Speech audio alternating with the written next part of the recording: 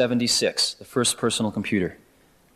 This year, in 1983, the industry is going to ship over 3 million of the little buggers. 3 million. By 1986, we're going to ship more computers than automobiles in this country. And let me digress for a minute. One of the reasons I'm here is because I need your help.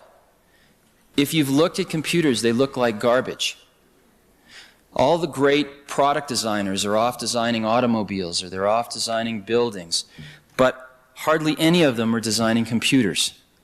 And if we take a look, we're going to sell those 3 million computers this year. We're going to sell those 10 million computers in '86, whether they look like a piece of shit or they look great.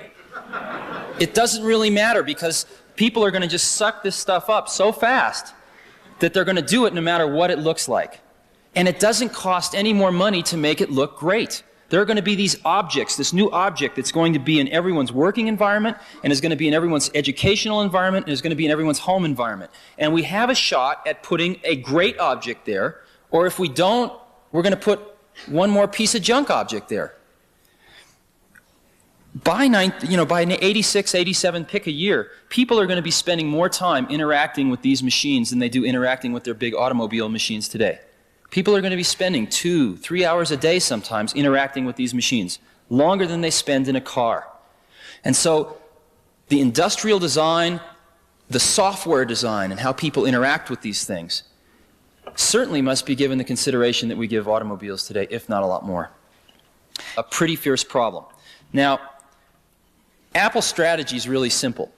What we want to do is we want to put an incredibly great computer in a book that you can carry around with you, that you can learn how to use in 20 minutes. That's what we want to do, and we want to do it this decade. And we really want to do it with a radio link in it, so you don't have to hook up to anything. You're in communication with all these larger databases and other computers. We don't know how to do that now. It's impossible technically. So we had 3 options. One was to do nothing. And as I mentioned, we're all pretty young and impatient, so that was not a good option. The second one was to put a piece of garbage computer in a book. And we can do that, but our competitors are doing that, and so we don't need to do that. The third option was to design the computer that we want to put into the book eventually, even though we can't put it into the book now. And right now, it fits in a bread box, and it's $10,000, and it's called Lisa. And it just so turns out that, fortunately, there is a giant office market out there that is buying these things a lot faster than we can make them. We're sold out for the next year. And we'll sell over $100 million of those things the first year. So, fortunately, there is an office marketplace where enhancing personal productivity is absolutely worth $10,000 a person.